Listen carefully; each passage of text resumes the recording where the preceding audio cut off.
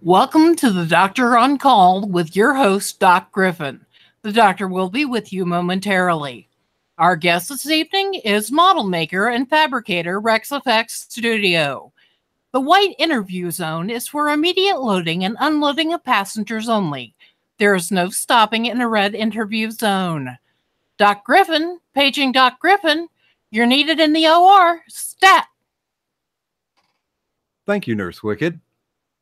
Hello, everyone. Welcome to Doctor on Call. I'm Doc Griffin. And of course, you're tuning in tonight to get an inside view of not only the availability to make, but to create, to fabricate, and to see an end product. On your screen right now, you're seeing some of the wonderful works that we'll be discussing with our guest tonight. And our guest is Heather Lynn Reinhardt of RexFX Studio. Heather, how you doing? I am doing well. Awesome. Now, of course, through the show, you're going to see things scroll through. If anything strikes your fancy, we can certainly talk about it. But I do want to start, and this is usually the basic thing. When did you know that you wanted to do something like this? What was the earliest inkling? What age were you sitting there going, well, wait a minute, I really like this. I want to do this. Well, I would say I was really, really little. You know, all the girls wanted to do other things. I wanted to make monster masks, actually, when I was really little, you know. But when I got into high school and I started working with clay, I knew that I had a talent that not everybody else had. So, well, I would say I was really, really, you know, all the girls wanted to do other things. I wanted to make monster masks, actually, when I was really little, you know. But when I got into high school and I started working with clay, I knew that I had a talent that not everybody else had. So, well, now, did you, in fact? Oh, wait a minute. Do you have your? Do you have the stream muted? I do. I'm hearing an echo. Well, now, did you, in fact? Oh, wait a minute. Do you have your? Do you have the stream muted? I did. Okay. Hey, just another fun technical difficulty. What do you expect, people? We're not $1 billion production. Now, what actually? Did you actually make a monster mask? Well, I have since then, yes. Okay, so as a kid, what would you consider the very first thing that you made, which would be kind of the springboard into what you're doing now? Well, we were in school and they wanted us to make a cup. It was a cup they wanted us to make, and I actually had my cup and I said, well, you know, I'm going to make this elaborate elephant thing, and it was beautiful, this cup. You know, the trunk was its handle, and then I knew that was probably the piece, and I still have it to this day. I still have it. Okay, so what grade was that? Jeez, I would say ninth grade. Ninth grade. Really? Yeah. Now that honestly, that's still pretty early in the formation of you know, knowing what you had wanted to do. Did you, once you got that key in, did you have some type of mentor or role model? Did you find somebody in like, because I'm not saying that you're old, but I'm probably thinking that magazines that dealt with this, niche magazines, were probably more readily available than anything you could find on the internet. Oh yeah, definitely. I used to make Christmas bulbs and stuff, and I would cut out the pictures in the magazine, or I would, yeah, magazines were definitely a part of, there was really no horror genre at that time. You kind of had to be picky and, you know, see what you could find. It was more of all this stuff came later, the dragons and the people liking fairies and that kind of thing, you know. I'm more of a whimsical artist, and my husband's more of a horror. So we make a good team. So now, how are you able to, you know, essentially rationalize that? Because now I'm just thinking from my childhood and from my teen years, my early adult years. Usually the only time you could find something that wasn't horror or science fiction or superhero, the thing that readily comes to mind is like Hallmark stuff, because they used to have a lot of contracts with like the fantasy elements, you know, kind of like Velveteen Rabbit and Winnie the Pooh and that kind of whimsical stuff. What did you find that you could base your sculpting and your modeling from? Well, when I first started out, I did draw a lot when I was young. And, you know, once I hit 9th grade there and did the clay, I said, man, the heck with the drawing, you know, all it does is sit there and, you know, I can sculpt something and say I did something today. So it was more, I did do a lot of the drawing first of the whimsical stuff, the Walt Disney, the I even drew The Simpsons, Sesame Street, pretty much anything I could do. I was really good with nature and animals, so that's where I based a lot of my stuff on. It wasn't necessarily a particular brand but how did you convince yourself to move from 2D to 3D? I just felt like, you know, I did a lot of drawings and I painted, and you know, my mom bought me all the stuff. You know, I had Bob Ross's paint sets and did all that, but it just sat there. You know, I did so much of it and it didn't make me feel, it didn't make me feel the way I felt when I did the clay. When I did a sculpture, I felt like, you know, I was validated. You know, I did something today. If I died tomorrow, I know that, you know, I feel like I accomplished something, and that's something that's really special. And I can't remember who said it, but there's a Renaissance artist that said when he looked at a block of marble, he knew that there was a piece of art in there waiting. It was just up to him to carve it out. So I can see where there would be a hands-on affinity to it, instead of doing well, today we're going to paint a happy little tree. Now, you can put it anywhere you want to. I'm putting mine right here. Absolutely. So yeah, I can definitely see that translation. It's but personally, you know, I did a little art, but I find it astounding how people can essentially make that energy go straight through their hands and into some, you know, amorphous, malleable blob of clay and make it become something. Now, I'm sure that you've been able to, and we'll get into some of the later sculptures and also some of the ones that we're featuring on the roll.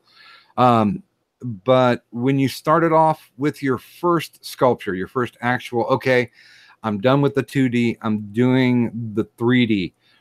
Run me through your mental process. Was there any frustration, or did you take to it like a duck to water? I really did take to it like a duck on water. You know, once I started sculpting, I could pretty much do anything. I think it's, you know, an artist's brain that we have the technical abilities to do depth and width and see something that is 3D.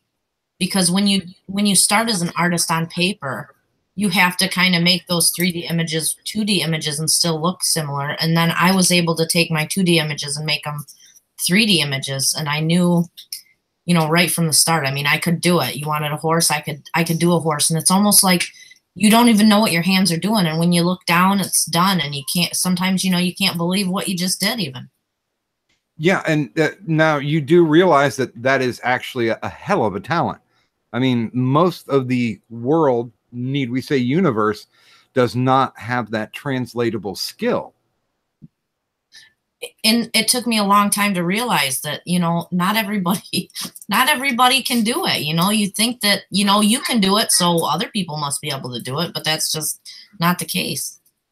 Yeah, when I'm writing something and I turn in a draft, people will be like, "Well, wait a minute, how did you get from here to here to here? I don't understand. How did you pull the logic?" And it's just something for me that's automatic. But in all the time that it's been translatable in my brain, how I do writing, I still can't really grasp moving as far as drawing or art from 2D to 3D. I mean, it's definitely an amazing skill. And also, we do want to get into the fact when you start using actual computer 3D modeling. But let's continue just a little bit more on sculpting. Now, with sculpting, what would you say that generally the size of your sculptures are? I started out as a miniature artist. I did a lot of very small things.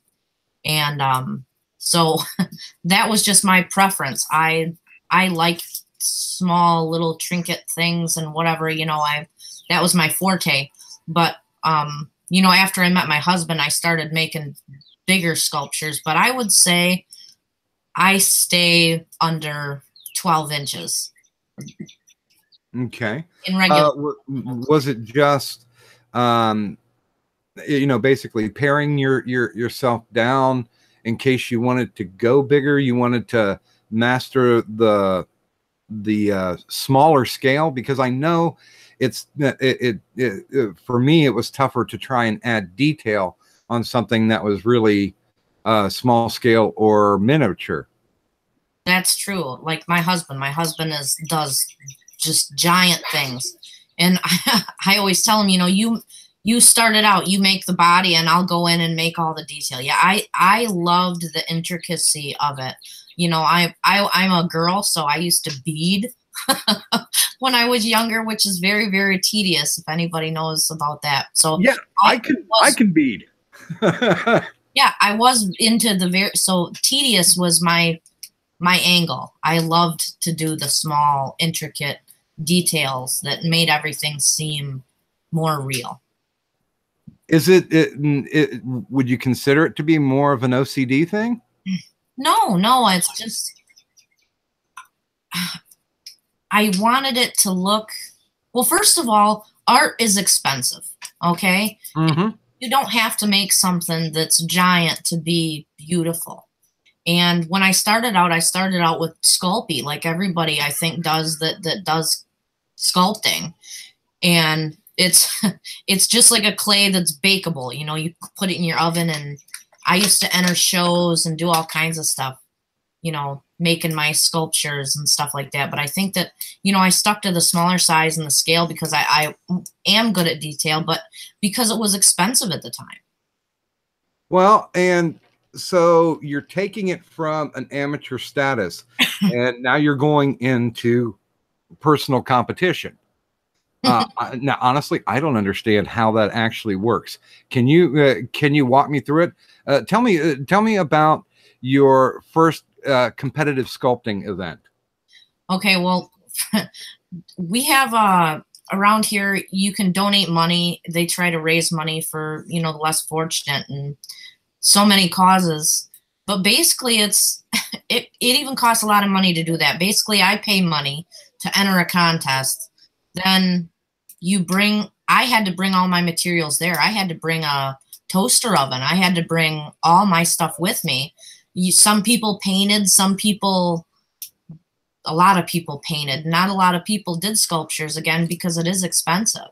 So I'd take my bakeable stuff there. I'd have a whole kit with me, and I would go through. I made the first thing I made was a marbled turtle box. And the shell opened up, and it was really beautiful. My sister actually ended up buying it. She wanted it so bad, and it was for charity. So it was a lot of fun.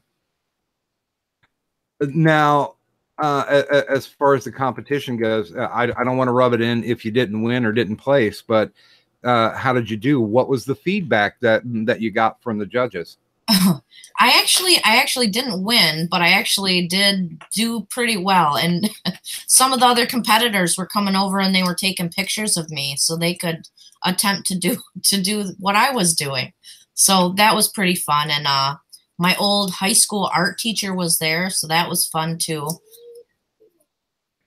So now, how old were you at this point? Oh, geez.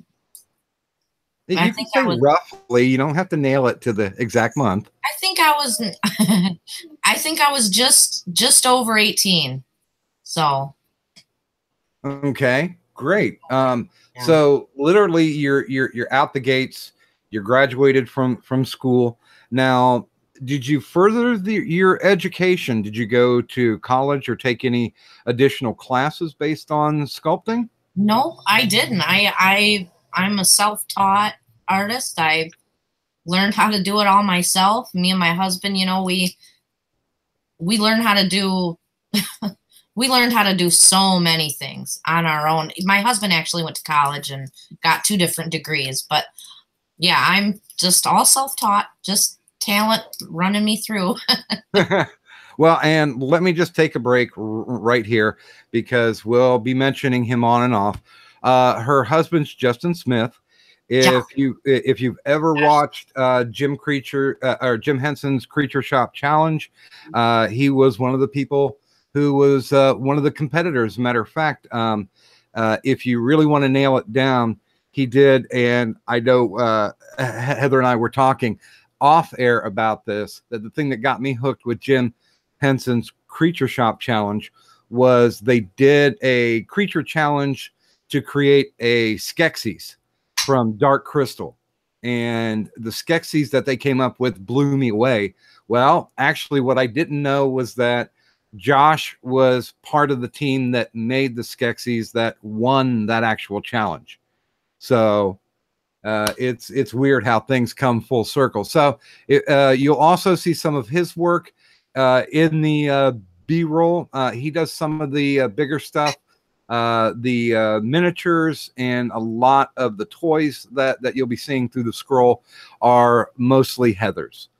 And we'll also get into talking to detail about, you know, taking concept to fabrication to actual presentation for being able to sell, because not only do they, you know, start from scratch to make the actual toy, but they also have say in the design of the blister packs and of course the promotional material that go on the packs and up to the point of the finished fabrication. So we'll get into that just a little bit later, but I wanted to make sure that we're explaining that Justin is Josh is not just a ninja, that he is an actual real person, and he does this too. But now, if I can kind of break away from the straight narrative, you did your first competition, you were all set up, but what put you on the path? I mean, was there one specific event? Was it this first one where people were taking pictures and saying, man, your stuff is the bomb? You know, what are you going to do next? Or, you know, you got to give me a card, or, hey, can you make me this? I mean, cause I can see this road forking and opening up and going into almost like a chaos circle. Well, actually you had, you know, some influence on what came next. So, well, you know, we can skip past that, but you can say what you actually made, because I thought it was cool. That's the first time that I had encountered you, and I thought what you did was just brilliant. And I'll say this personally. I thought, why isn't this out? Why aren't more people seeing it? So, like the asshole that I am, I took the pictures that you had shown me, I cleaned them up, and I just started sending them to people because I'm like, this is just the bomb. Right. We worked on it was a game called Misfits, used to be on.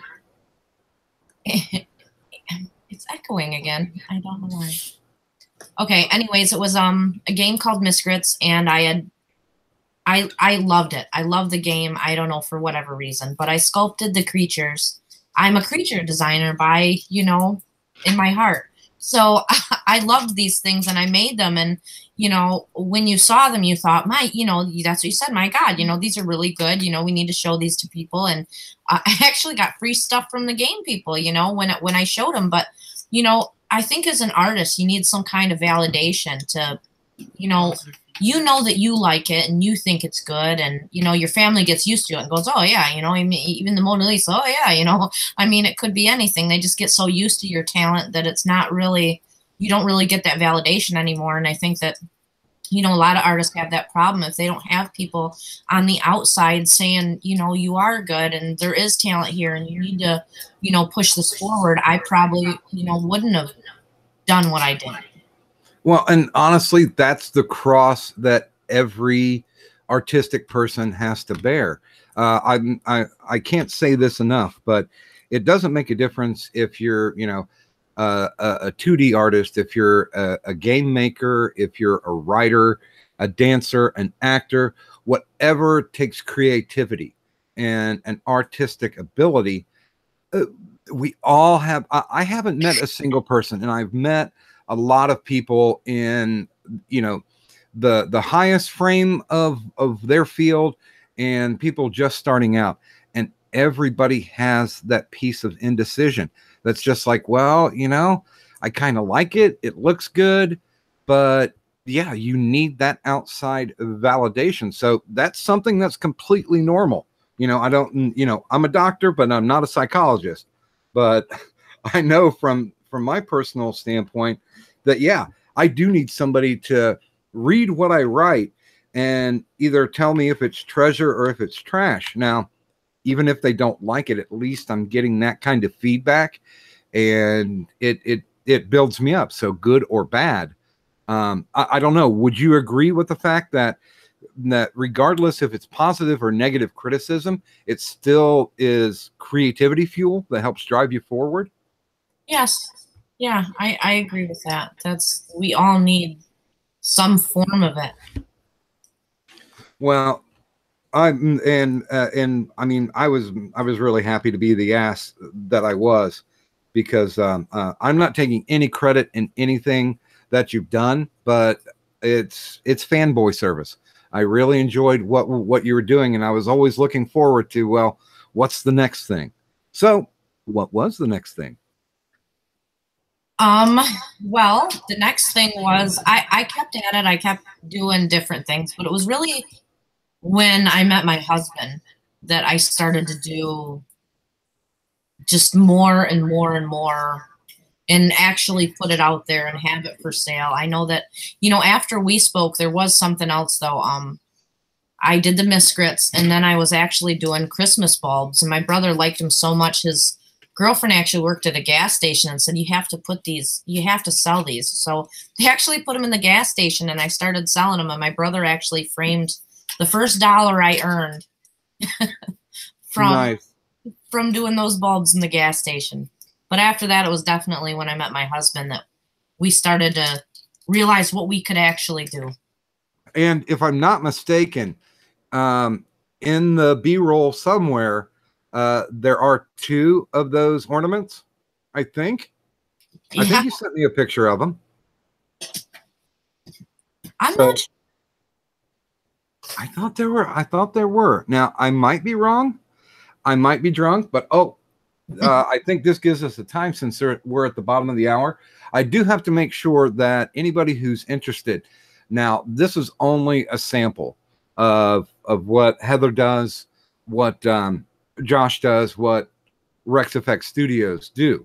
I do have listed down in the description, as always, the links where you can get a hold of any of my guests. Tonight, we do have RexFX's Twitter, their Etsy, and of course the Facebook.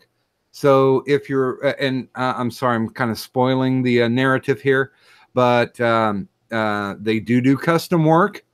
So if there's something that you really need to have, or a toy that really needs to exist, and you want it to have made, they can custom make it. And we're going to get into the fabrication thing a little bit later, but it's amazing. It's an amazing story. Also, I'd like to say that this week's show is brought to you, of course, as always, by New Amsterdam Vodka.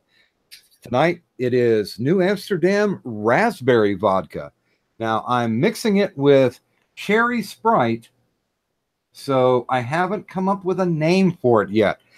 Now, this is an interactive show, so Wait a minute. What was that, nurse? The berry cherry bubble. Oh, okay. Well, I was going to ask the chat for ideas, but Nurse Wicked has come up with the berry cherry bubble. So everyone, if you do have your adult intoxicant out there, please feel free, raise your glass up with me, and we'll salute New Amsterdam Vodka. Even though they're not technically sponsoring us, they did send me a fridge magnet. And by God, if you're looking for loyalty, then, you know, if it comes around Valentine's Day and you don't know what to get your girl or your guy, or your girl and your guy if you're polyamorous, get them a fridge magnet, especially a New Amsterdam fridge magnet, because nothing says love more than 80 proof. Cheers. Wow. That raspberry vodka is good. Damn it. And I hate promoting them because they gave me a fridge magnet and they're like, yeah, well, what do you want? Here's a fridge magnet. And I'm like, really? A fridge magnet? That's it? You guys don't like have any swag? You can't send me a shirt or even a button, or, you know, maybe magically a case of your vodka will show up on my doorstep because I'm poor. But no, I got a what was it, like maybe a 3-inch tall fridge magnet, and it was of their regular flavor. And their regular flavor, you know what? It blows fuzzy mountain goats. Come on, if you're gonna do non-flavored vodka, then it's pretty much going to be like Stoli's or Grey Goose. But, oh, wait a minute. I'm talking about alcohol. That's not the subject today. So let's go ahead and get back, because I believe there was love in the air. Now, you got to tell me the story. I want to hear how you and Josh hooked up. Okay, it's funny. A story, actually. We actually met through Facebook, but how that happened was I actually went to a horror convention. And something I don't, you know, ordinarily do. My cousin was going, and I thought, yeah, you know, I want to go to that. So I did. We went, and I met some people from Face Off, actually, and they liked, I had cards I made myself with different pictures of things I've made with my information on it, and I passed them out. And a lot of them actually Facebook friended me. It somehow I became friends with Josh, and we started. He actually made a post on Facebook that he was opening up a shop or something, and he needed help, sculptors or whatever. And I said, "Oh, geez, you know, I'm a sculptor," and we just got into talking. And well, let me slow you down just real quick. Was this before or after his appearance? After. It was a year or two after. Not even a year after, I think. Okay, so you already saw the sexy on the screen. Yeah, I didn't put 2 and 2 together at first. I mean, I didn't really. What's funny is my cousin was really excited when I told her, hey, you know, I met this guy named Josh. You know, he's a really nice guy and stuff. She's like, oh my God, Josh. You know, she was freaking out. Me, you know, me not so much, but I'm pretty mellow. So. Now, well, keep going, because I'm not hearing any juicy details yet. Okay, so what happened was he started talking on Facebook, and after I think 2 weeks, he decided, well, maybe you should fly down here, or maybe I should fly up there and see you. He was actually from Oklahoma, and, you know, of course, I'm in Michigan, so he flew out to see me. And when he got here, I met him at the airport, and I just thought he was so cute. And we really did hit it off. I'm kind of a recluse, so I was with the same guy from the time I was, in 9th grade till the time I was 27. So basically the first day of high school till the time I was 27. So I really didn't, you know, live that much outside of that. So I'm pretty, you know, like I said, I'm a recluse, and, you know, meeting him, it was scary and stuff, but we never wanted to be apart after that. I mean, he flew back home, and he ended up driving here, 2 days later. And that's the way it's been ever since. And we literally spend 24 hours a day together, and we don't fight. We don't, nothing. 5 years going now too. Well, and honestly, Heather, you are special. So I can see that. Not helmet wearing special. but you are a special kind of person. So I can see where that attraction would come in. But honestly, okay, can I be candid with you? Mm. I'm thinking at the end of the first date that you turned with those come hither eyes, not come hither, but come hither eyes, and said, Jack, draw me like one of your French girls. His name's Josh. Well, but I'm making the Titanic reference. Yes, yes. Ah, I see. But so you guys hook up. Now, here's one thing that I'm really interested in the dynamic. Now, I know the people that are watching right now are looking at the scroll, and they're seeing a lot of beastly stuff, and then they're seeing a lot of very cutesy fantasy type stuff. Yes. You already talked about the fact of how that's kind of your different genres. Yes. of what you like to do. But I'm curious as to know, is there something that both of you worked on? Oh, geez. Yeah. I mean, we do. There's a lot of stuff that we've actually worked on. And well, we actually just got done with we did the Tremors series that was supposed to come out, but didn't get picked up by the networks. And we actually did a lot we do all the background stuff. We did some creature effects too, but basically there was a whole store full of Graboid memorabilia that me and my husband, we both worked on the stuff together. So there was all kinds of stuff in there. And I love Graboids. Me too. So, but we do series now. We actually work for television, Sony, and movies now. Yeah. Universal Studios. We do all kinds of stuff for them. So well, and we'll certainly jump into that too. Yes. But I do want to know, what was the first thing that both you and he did together? The first thing that we did together, it was actually right after he got here. I would say probably a week, maybe a weekend. We started. He says, "Hey, I got this stuff that's better than Sculpey. It's plastic. You know, you mix the two parts together and you can shape it any way you want it. And it's, I just loved it. I fell in love with this stuff. So we actually thought of this thing. It was called Never Ending Nightmare.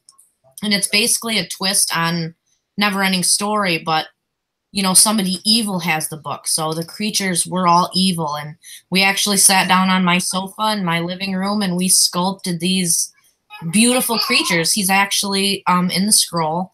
My Morla, I called him Morlock, I think. He was a twisted, instead of being the turtle, he's basically half dead. So he's got like part skull, and they turned out really good. We never did produce them, but I still think about them all the time. That was probably the first thing that we actually worked on together.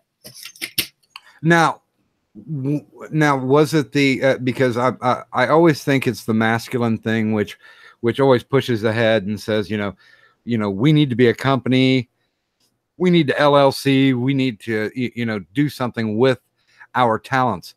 How did it? Now I know you first started with the Beast toys, right? Yeah, we did, and we changed to RexFX Studios because we do more than just toys. So we wanted to show a different thing. My husband's always, before he got here, he was, on TV, and he did make money doing props. I had not, though. I actually worked for the Catholic school for a while and worked at a hospital for a while. And you never made an evil nun? No, I did not. But I mean, so he was used to making money off that. But when he saw what I could do, he said, man, yeah, we should sell this stuff. Like, people would buy it. And I just thought, that's awesome. Well, because I'm hating on you because I'm loving every single thing that you ever sent to me, as far as pictures go, because I would always accept physical packages too. But when I saw the Creep Show stuff, when I saw your It packages, even when you guys did the Face Off stuff, I was just amazed. I mean, I thought all that was beautiful, and I know the pictures that are going across on the B-roll are amazing, but even with the higher res pictures that you had sent me, they would blow people away. And that's the kind of thing that just really irritates me in two different arenas. The fact that there are other people out there that are so talented, it drives me nuts that I can't be that way. And the fact that these people don't get more recognition than what they actually deserve. And I think some of the stuff that you guys have done is it's literally mind blowing. I mean, I love the beheaded cake. I even love the dark helmet, and well, I guess the Michigan J alien from Spaceballs. Absolutely, that stuff is just brilliant. Now, I have to ask. I know you guys do commissions. The things that I just mentioned, were those actual commissions, or it's just stuff like, you know what, I just want to build this? That was, yes, they were not commissions. The dark helmet, none of that stuff. That was just stuff that I was like, I want to make that. Like, I think people would want it. A lot of that stuff has never been made. They've never made dark helmet. They've never made Spaceballs. Just did that. I can tell you the story behind the Spaceballs thing, if you'd like. What's that? I do know the actual story. Basically, Mel Brooks went to George Lucas and said, hey, we're going to do a parody. We're going to call it Spaceballs. And George Lucas thought it was a brilliant idea. He had one caveat. He said, you can do Spaceballs on one condition, and that's you do not merchandise it. And Mel Brooks agreed, and he got carte blanche, not only to do the parody itself, but they actually also got access to Ben Burtt's sound effects studio. So the sound effects that you hear in there, some of them were taken directly from the Skywalker Ranch library. Well, that's better for me that they did that then. We love making stuff that's never been made. And can I mention, all the packaging and all the artwork for the packaging, we do all that too. That's all ours from start to finish. Yeah, like, and I'll tell this to the audience. We were talking about it off air, and I was like, if you ever need somebody who can do writing and who can do marketing and advertising, I can write anything. And Heather was just like kind of patting me on the head, going, "That's okay, honey. We've got that covered." Well, my husband's got that brain. I'm an artist. If you show me a picture of a lion, I can draw you a picture of a lion. I can sculpt you a picture of a lion, but I don't know where the lion lives. I didn't know his back. He's got this whole backstory. When he designs a character, it's a entire thing where he knows what it eats for breakfast and, where it was last Tuesday, that kind of thing, where he's just got this magnificent brain that lets him do a different side of art that I can't do. So, well, and that Pennywise, I've seen close-ups of that, and that's brilliant. I mean, that is Tim Curry. Yes, and I hand sculpted that out of my plastic. That's just bloody amazing. And that's then amazing. He was a mold, so I molded him, and then we cast him in resin. So now I was going to ask you about that in your fabrication, and I do want to get a start to finish story, but in your fabrication, do you find it easier to sculpt, mold, or sculpt into a mold, or do you just like to do individual one-of-a-kind commissions? Well, I know you didn't want to. I did like the Spaceballs figures. And there was a few other figures that I did. I did all those by hand, but I did like 9 of them at a time. So I think, you know, most runs were only about 9 figures, and I do them all at once. So, you know, my creep show, I did those all at once. The dark helmets, all at once. That's all hand. Each one of them, they're all hand sculpted. That was before the 3D programs, though. Now I find it a lot easier to do my work in 3D, and because I was a good artist at, you know, regular sculpting, I think it helped me a lot for the 3D program. I just started with ZBrush, and I gotta tell you, I see people that's been working with ZBrush for 5 years, and I'm way past that. So I guess my brain works that way. Now, I'm guessing that we should probably jump into talking about start to finish, how you approach a project. Now, say somebody comes up to you for a commission, or you've got Sony or Netflix saying, "Hey, we've got this coming up. We need this made." Well, let's walk through that process. Start me off. Where does that begin?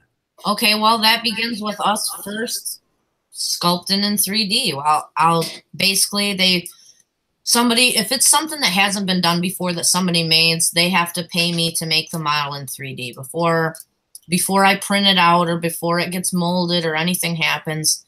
Basically, excuse me, I get a commission for the 3D image.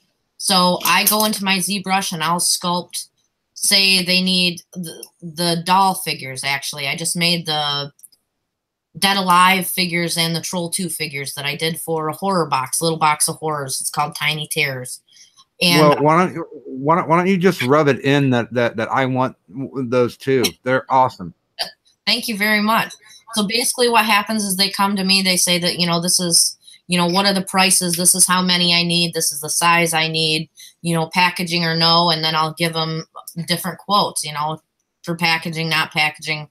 And we'll find the artwork. And basically what I do is I get on my 3D program and I sculpt it. When I'm done sculpting it, I'll show it to the buyer and say, you know, is this what you had in mind? You know, basically they normally always give you a reference photo if it's something that, you know, they have in their head that they want made. A lot of times, like I said, that stuff like this has never been made. So, because we do a lot of stuff that, you know, just isn't out there. So basically, once they approve my sculpt in my 3D program, I have an army of printers in my basement. So we load the files onto my 3D printer, and my printer's printed out. After it's done printing, of course, it needs to be cleaned. So we'll clean up the models, fix them up. We'll make sure we have packaging for them. We hand paint everything. So everything you've seen on there, we painted. Oh my God. My printers don't print in color yet. They do make those printers, but they kind of need the kinks worked out still. So now, have you ever used a digital printer, a 3D printer? That's what I have. I have a whole army of 3D printers, and well, I'm an idiot, so that's why I ask. There's the cats from Destiny. We have all that stuff. That's all 3D printed stuff. Like those Dead Alive figures, the Troll 2s. Those are my sculpts in 3D that my printers printed out. Okay, well, hang with me here for just a minute. I'm going to try to present the Dead Alive baby here. So bear with me just a sec. I'll pull it up so we can look at it while we're talking about it. Okay. And I swear to God, any of you who laugh at me because I use Jazz Paint Shop Pro can straight out suck it. I have no idea. Okay. What that is. There you go. There you go. Yeah. Now this is one of the lines that they just completed. As a matter of fact, hot off the presses. When were these supposed to come out? The Troll 2s? Mm-hmm. I've got a Dead Alive. Oh, Dead Alive. Okay, same guy, same stuff. Those actually went out in the little box of horrors for last month. They were called Tiny Terrors. And you know, the guy picked us out. This was one of my commissions. So those are all 3D printed. I made those models in my 3D program, and my army of printers, I got 6 3D printers. So they do a lot of the work for me now, which is nice. So, and let me see if I can pull up the trolls too. Wow, I am so tech savvy. So that's all of our own. Okay. We, you know, my husband goes into, what's that art program you use for the pictures? Photoshop. And we do all the packaging ourselves. We print out all the stuff ourselves. So my husband in Photoshop, he does all that stuff. And by the way, guys, we're on a 10-second delay, so it'll take a little bit for it to pop, but it should be on your screens right now. Now, also, I'm curious, because there's not just the toy itself. Who takes the duty of doing the artwork on the blister pack? My husband and us, like I went online and I found pictures that I want to use. He takes them into his program and he does all the digital work as well. So like I said, it's us from start to finish. And somebody in the chat said, did you have to pay royalties? No, actually, because my lines are limited and some of them are one of a kind. What I do is considered fan art. I'm not mass producing it. I'm not, you know, everything it only gets made, you know, a couple dozen times, and then we stop and we move on to something else. That way, you know, I don't have to pay royalties. I don't have to worry about anything. It's basically like somebody making a Michael Myers mask or a Freddy mask or anything. You know what I mean? That everything has been done and redone. So no, I don't have to pay royalties or anything. It's fan art. That's what we do. But now, of course, there comes the point where you're actually doing projects for companies that have contracted you to actually do anything. And I forgot if this was going to be toe-stepping territory. You had mentioned doing the graboids for what was supposed to be the full Tremor series. Now, did they have in mind that they wanted to do a toy line? Well, no, the toys were actually, again, for the store, like for the store in the show. So they flew my husband out there. He met Kevin Bacon and all that good stuff. But yeah, it was basically, it wasn't, you know, for resale. It was just for the store. So did you get to keep any of it, or did they just pass it out among the execs? Well, we always try to keep one of everything we do. I mean, we can always make more, but I mean, we always try to keep one of everything we do. And we got commissioned for that same project. They actually, 150 Kevin Bacons. We made Kevin Bacon and they passed him out to the cast and crew. Oh, but you still have one, right? Yes, we do. Yes. Awesome.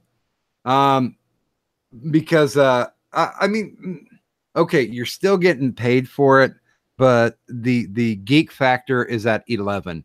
That you can say, hey, you want to see something really cool? Yes. And you show them a Kevin Bacon, or now you did dolls for Face Off too, right? No, we actually well, I mean, fan. Sorry, we did do Glenn Hetrick and V. Neal's. Yeah.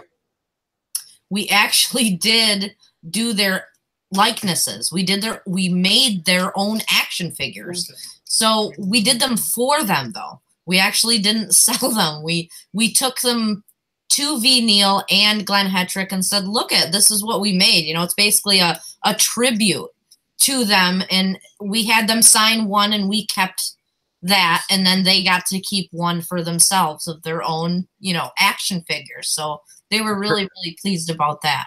So it's one of, I'll trade you an autograph. Absolutely. And I like Hetrick. I like V. Neal. I think they're probably I forget who the third guy is, but that's on purpose because of the fact that those two were the ones who kind of drove the show and made it more interesting for us viewers.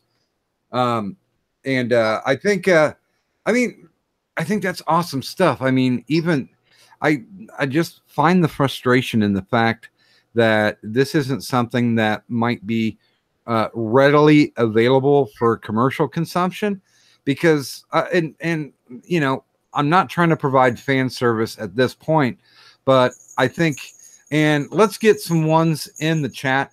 Do you think that this stuff, if it was readily marketable, if it was available to you, if you walked into a toy shop, that you would actually consider taking one of these home with you? Let's see some ones. Now, of course, there's a 10-second delay, so but yeah, I mean, I think the stuff that you guys do is amazing. I think it's marketable. And I mean, well, you've been to horror conventions, so you've seen that there is an incredible niche market for people that do things like this. I know I have a friend who's a mask maker, and he really lives for the conventions, because he will mass produce. He make like 24 or so masks, take them to the conventions, and he completely sells out. Yeah, that's really neat. I mean, we've been to a couple conventions, but the one convention we went to was they didn't advertise it very well. It was very small. You know, we did still sell products, but it wasn't, because it does cost a lot of money to go to these conventions. It costs, we have to pack everything up. We have to, pay for our table, which is, so you're going to stand there for a day just trying to make up for that $500-600 table that you purchased to stand there and try to sell your merchandise. Whereas for us, I mean, thank God for the internet. You know what I mean? People all over the world buy our stuff. I mean, we ship out Indonesia, Germany. I mean, you name it, we've sent stuff there. I mean, a lot of people have our stuff in their homes already, Trust me, I know that role very well. I've manned booths not only at horror conventions but at comic book conventions too, and that shit can wear you down. But I mean, honestly, I would love to see you guys be able to make contacts with. I mean, okay, I'll admit it. I would love to see you guys do some of the full moon stuff. Now, I know they came out with the Puppet Master stuff, but I mean, that was basically like a one shot and gone. I think as far as retro toys go, you guys have already tapped that vein. You're just looking for the basically the people who own the rights to be able to say, yeah, I think we can make these.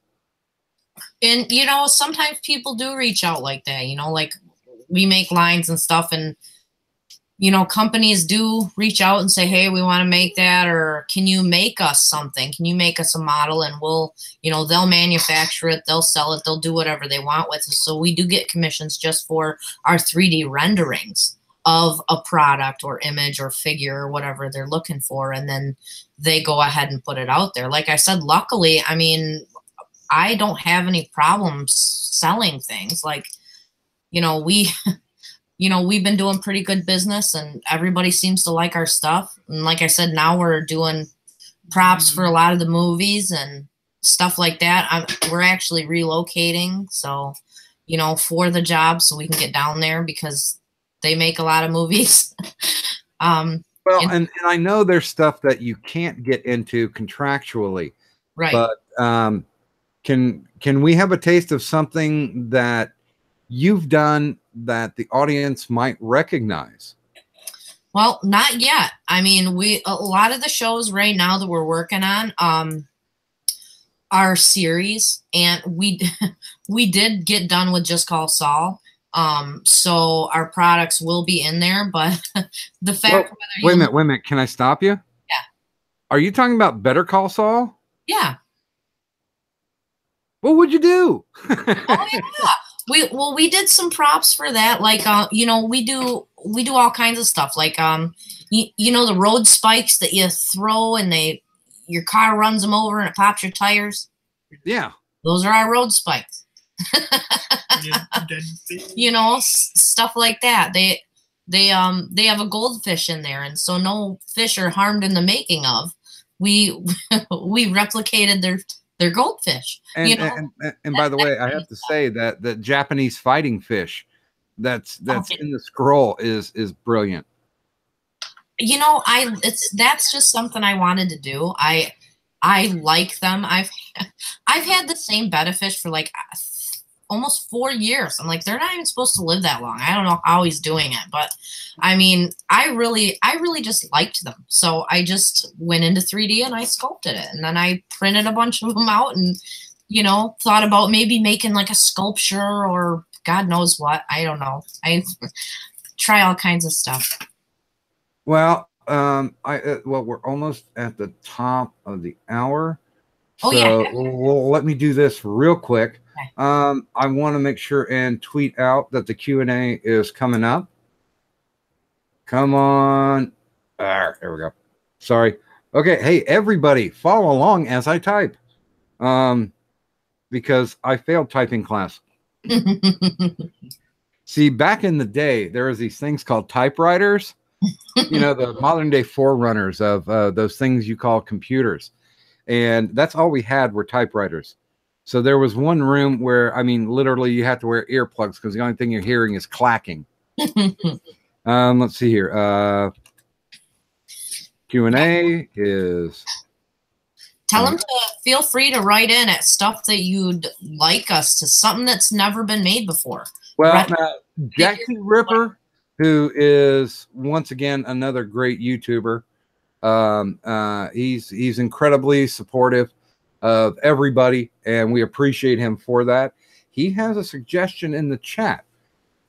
He actually is wanting either a Cenobite Jack the Ripper figure from the Hellraiser comic books, and he saw the Freddy Xenomorph.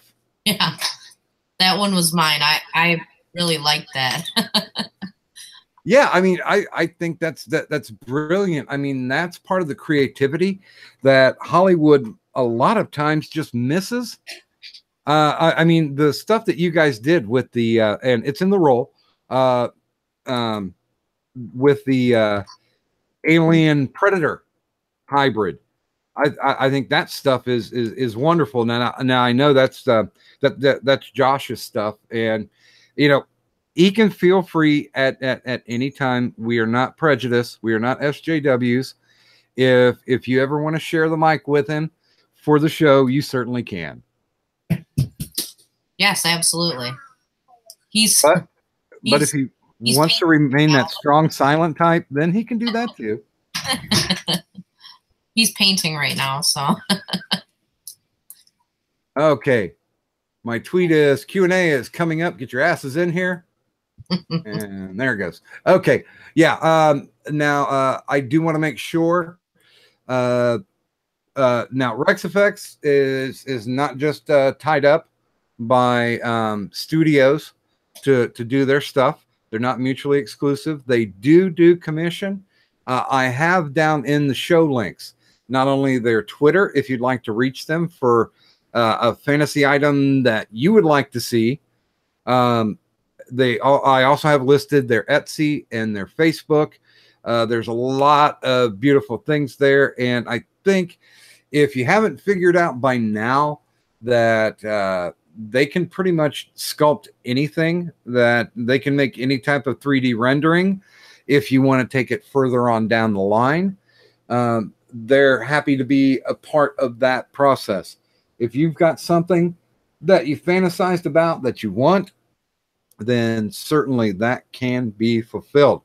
You know, I will never see a DocGriffon figure, but I'm hoping that sometime down the line, Charles Band is going to say, you know what, we need to reissue some of our retro figures from all of our Full Moon Studios, and I'll actually see finally a Jack Death action figure. I'm a big Transfers fan. I can't help it. But yeah, now if you'd like, I would like to get into a little bit about the technical side of it.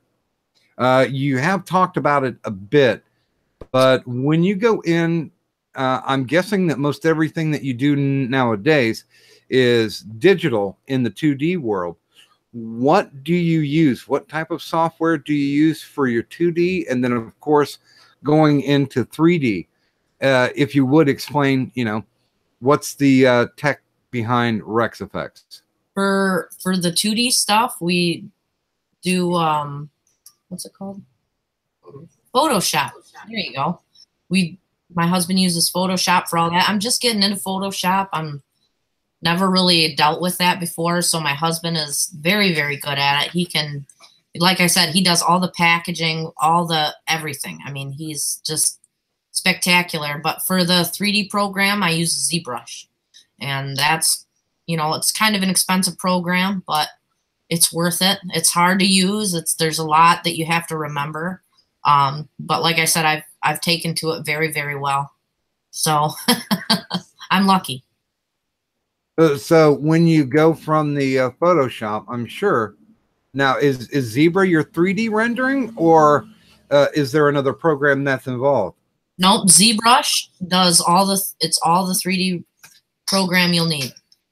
And basically, you know, you start out with a ball of clay, and you know, like I said, luckily I'm already talented with, you know, with my hands. I've been doing stuff with my hands. You know, I sewed and I carved wood and I done everything with my hands that I possibly could. I'm just a really good sculptor. So when I got into ZBrush, it was, even though it's virtual, it was really easy for me. Like I said, our brains have that depth perception that I think most people don't have that aren't artists.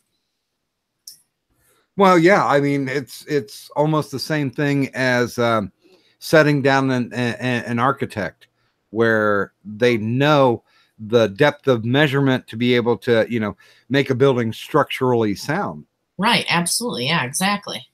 But, you know, ZBrush is really all you need. I mean, you know, it works with my printers, and, you know, you convert files if they're not the right kind. And, you know, I absolutely love the 3D printers. I remember seeing one for the first time years and years and years ago when I was with my mom, and my mom was still alive. We were watching like the Maury Povich show, and I mean, they were brand new at the time, and they printed out, it was actually a powder printer, they're called, and it basically molds layers inside this pan of dust, and they pulled out this Emmy award, and I thought, my God, that's the future. That's awesome. And, you know, now I have my own little army, and I couldn't be more happy. I mean, they're the best thing ever. I love them so much. Well, and let's go ahead and jump into it as far as cost.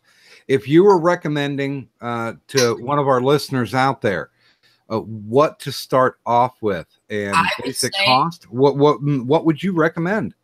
I would say, you know, look around, probably start with maybe an XYZ, something that isn't super, super expensive. They are going to break. You are going to have problems. You need to know how to fix them. I would not recommend resin printing. Resin printing right now, as of right now, this very minute, is not good enough. It's just, there's kinks that have to be worked out. It's just a bad system. I cannot, they do print beautiful, but you can't make money off it. I mean, it costs so much money to run the resin printers that it's just not worth your effort. They're messy, and just, I would not recommend at all a resin printer. I'd recommend a plastic printer. I have no idea what a resin printer is. What's the difference between a plastic and a resin printer? Basically, a resin printer, what you're going to have is they give you this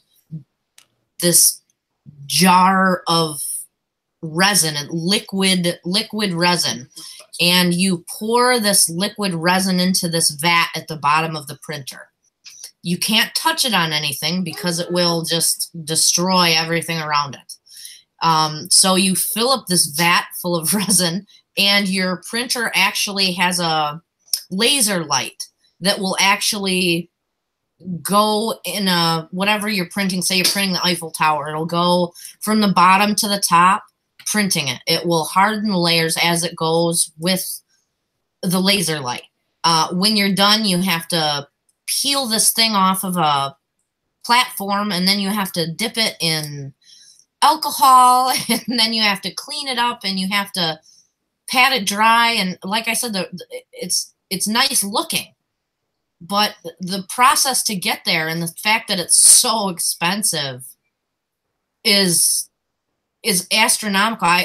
And when you print, the bed that you pour the resin into only lasts for a couple prints. If it gets cloudy, you have to pitch it and buy a whole nother $60 print bed. Wow. That's not including the resin or what it takes to run it or clean them. Holy crap. Yeah, so I do recommend plastic printing, which prints in PLA or ABS plastics. And basically how that works is you have a roll of plastic you hook up to your machine.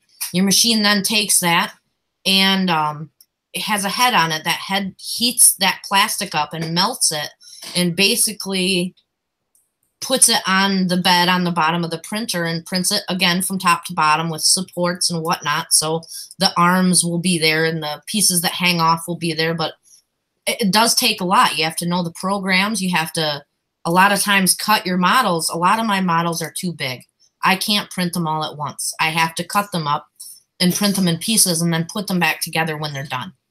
So it's not just a start to finish kind of thing. You can get a printer and there are models out there that you can use, and you know, but it's going to be small. It's going to be small stuff. And like I said, you know, basically 3D printers are pretty new. I mean, I'm still waiting for them to come out with better material, better stuff, better printers. Well, I mean, I've seen some of the plastic-based ones.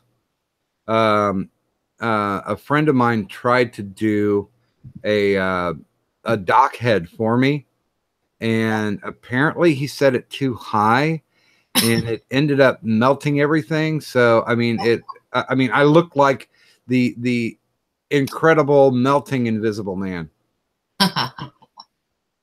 But now, as far as it goes, somebody setting this up, what would you say that your basic startup cost would be for all the things that you've mentioned?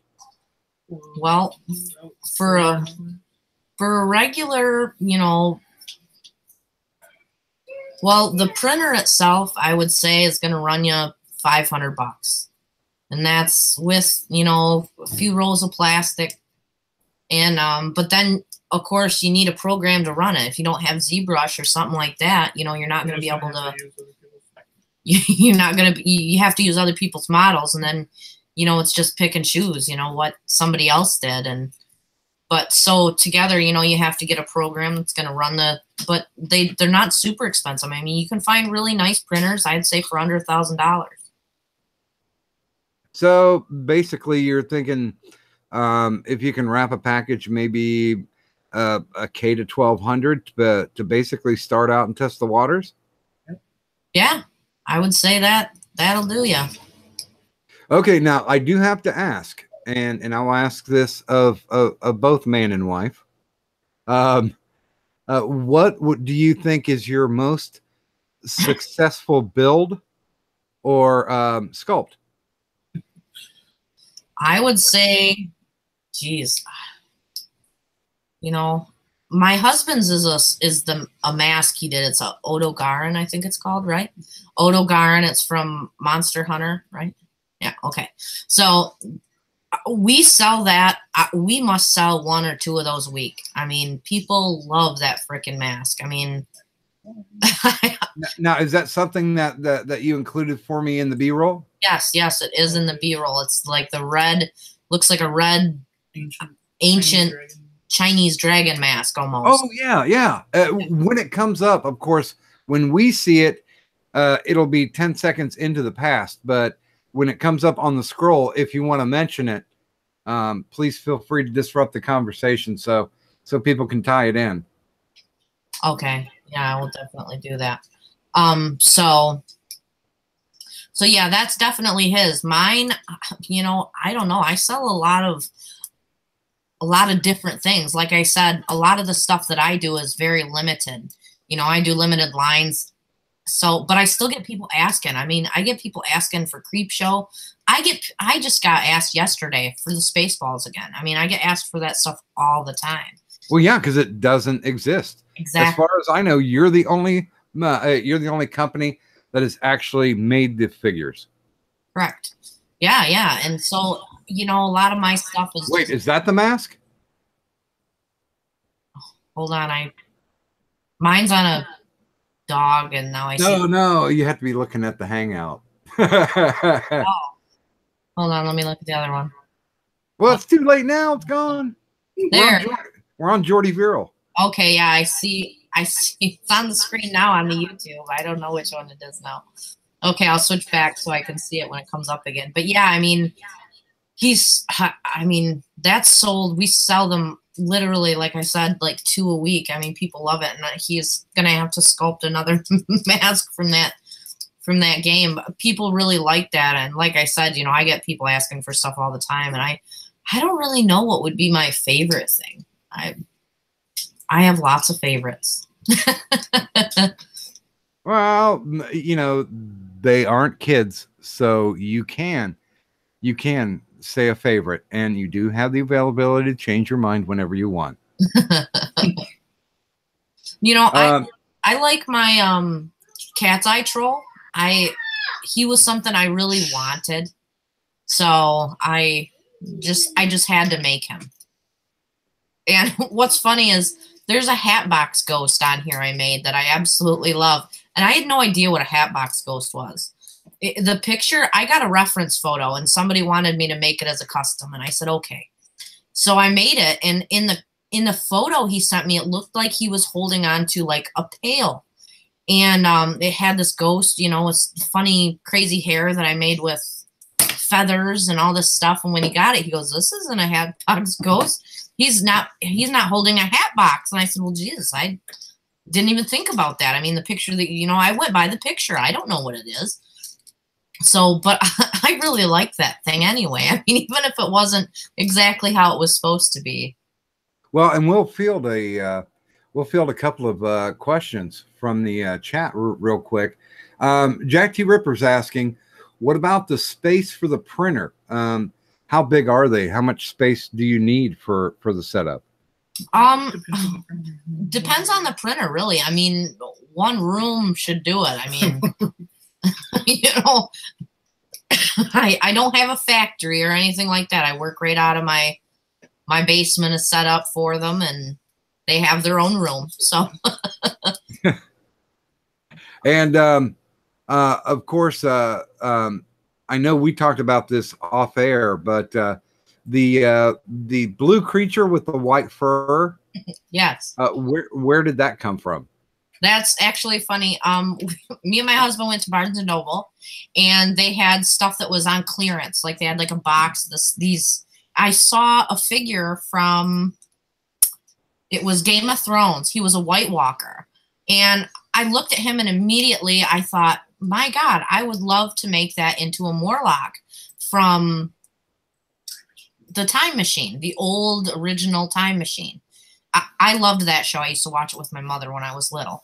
I always wanted to watch, you know, the creepy stuff, the witch stuff, the stuff with fairies and all that stuff. So I really, really have fond memories of watching that with my mother. And I thought, man, you know, immediately when I saw it, I said, I'm going to turn that into a Morlock. And I sure did. So it's funny, you know, I got it home, and I took my Sculpey stuff and my plastic, and I sculpted him. I actually still own that. I actually still have that. He's in a glass container thing. So well, you know, it's okay to be a fantasy girl, right?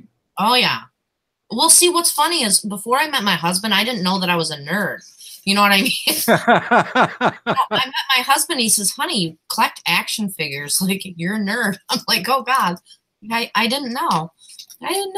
So well, you can let that freak flag fly now. We are ready for that. I did not. I called him a nerd or something. He's like, oh, you're a nerd. And I'm like, no, I'm not. You know, I was always like a prissy girl, you know, pretty, wore dresses. And yeah, I liked, you know, creepy stuff. But, and he's like, yeah, he comes here. He's like, you got more toys than I do. You know, he's like, God, because my whole room was just covered in action figures. Like, I have them pinned on my wall, like everywhere. And I liked the old stuff, like the pumpkin head, the Fly, the Thing. I have Freddy. I have, you know, all the old stuff that the kids nowadays don't know who the hell they are, you know? Are you talking about like the original McFarlane series? Yes, I had a lot of the McFarlane series, the Blue Moon toys.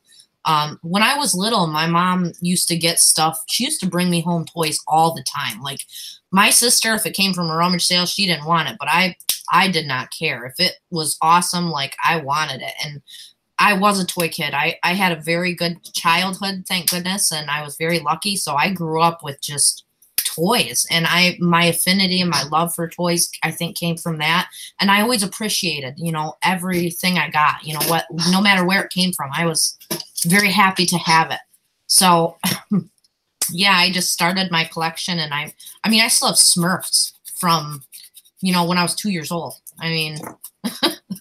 I'm definitely a nerd, so I'm aware of that. Actually, I only have one Smurf, and that is one someone modified for me. It was the Woodsman Smurf, but I wrote a play back when I was in high school called Blue Boys Go Bad, where the Smurfs go psychotic and start killing people. And so they modified Woodsman Smurf and put like blood all over the axe, blood splatters, and then a little bit of blood trickling down the corner of his mouth. I still have that one. Oh God, that's hilarious. Yeah, well, you gotta love the stuff. And we've got a couple more questions coming in, but I did want to get some quick clarification. Zach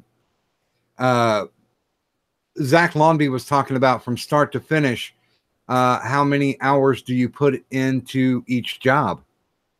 Now I know that's going to be dependent on what it is. So can you take a typical job, or is there such thing as a typical job? There really is no typical job, but it depends how complicated the model is. Basically, I'll take the baby figures there. I didn't have anything to sculpt at the time. I was telling my husband, you know, I'm sitting here thinking, God, I want to work. I want to sculpt something. I want to make something. I don't know what to make. And this guy got a hold of me. He said, hey, I want this commission. So bam, I was on it.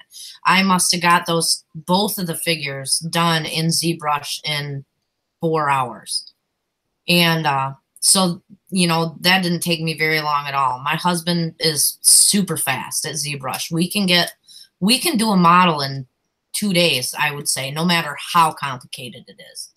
And but the printers do take a long time to print. So depending on how big it is or what the resolution you want, you can actually set the printers to do not so much detail or as much detail as it'll handle. The more detail you put, the longer it takes. And some of the models do take 2 days, 3 days. A lot of times if you do one that's 3 days, it's not going to turn out. At some point, there's going to be a problem. There's going to be an error, and you get tons of those. I mean, I've had, you know, 100 failed prints.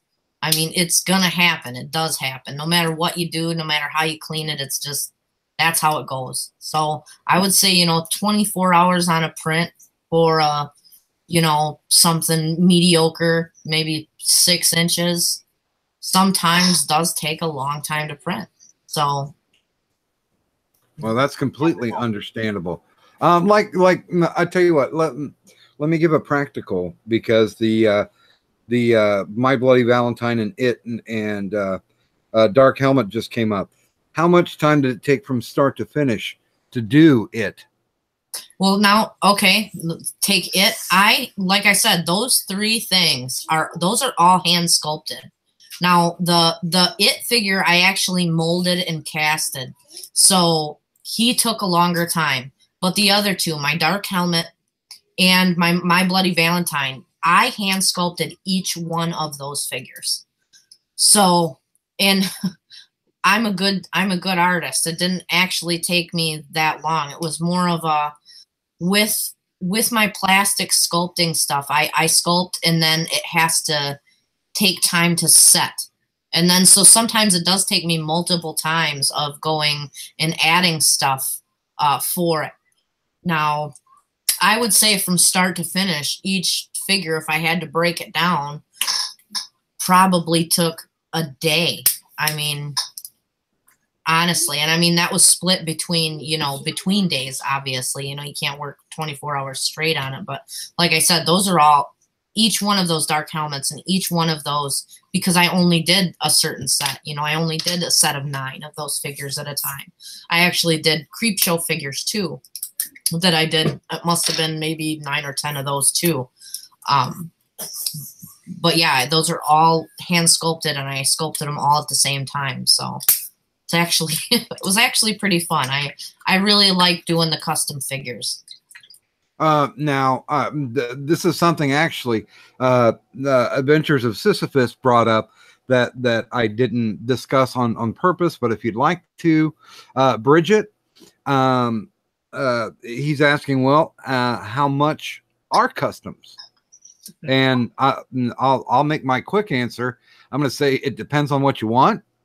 But I mean, if you have a, you know, a certain basic price range that you can throw out, I would say that it's, you know, $80 and under, $100 and under, depending on what you want. I mean, you know, normally, and that's for, you know, that's for just one hand, you know, a sculpted figure. So that's probably what, 4 or 5 inches tall, maybe.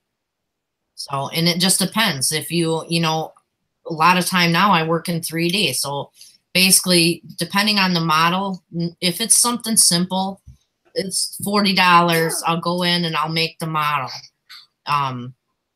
Then if they say, yes, you know, please, I want to, you know, make this a figure, we'll go about it and tell them how much it's going to be to actually print it off and paint it. If they want it in a package, that costs more money, obviously, but, you know. Well, and of course, his follow-up question would be how much to make my avatar. And for that, you can either hit them up on their links. They're in the description. There's their Twitter, the Etsy, and Facebook. And they're very interactive and very friendly with people who are, you know, searching to get stuff made and get customs made. Their reply time is very quick. So if you do have, you know, if you've got something that you want made, those are the links. Hit them up. Now, of course, this is the YouTube. So unless a nuclear bomb hits, then this will be up here forever. So as long as they're making it, then seriously, go and hit them up and take a look.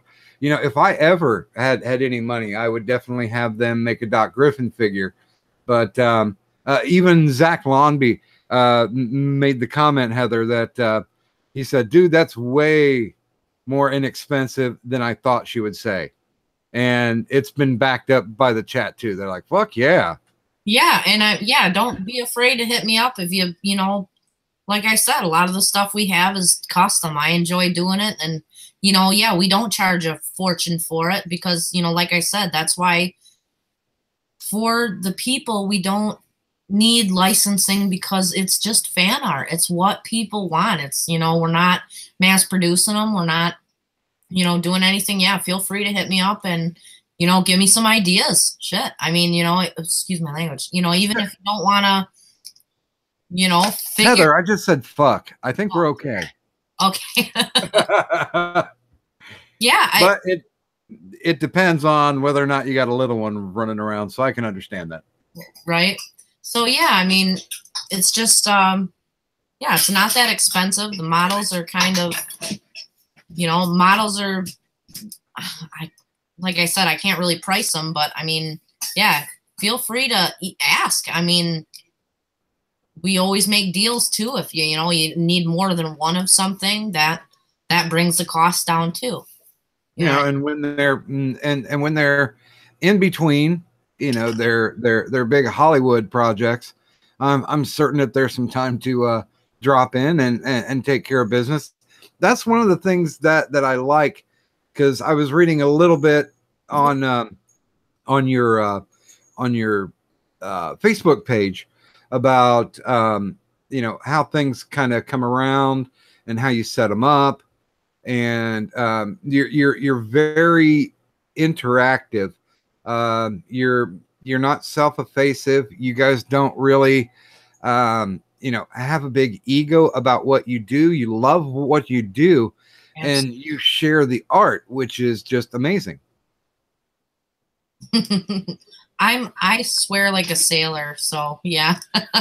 I was just reading the chat there for a second, and I have to wash my mouth a little bit. Well, in this business too, me and my husband, we got to be fast with the movie stuff. I mean, if they want something, it's going to be within a week. Like we have to have the materials here. We have to do it, and it's got to be done and whatever. So, my husband, we don't really do a lot of regular commissions just because they take so long, but action figures and stuff is my happy place. So I love doing commissions for, action figures and stuff like that. And I just love it a lot. I'm sure other people do too. I mean, people went nuts over those Dead Alive figures and those Troll 2s. I mean, I must have got asked 100 times, if I was selling them, and I just said, not right now. You know what I mean? It was an exclusive to the guy's box, and, everybody just seemed so happy with it. I've been watching YouTube,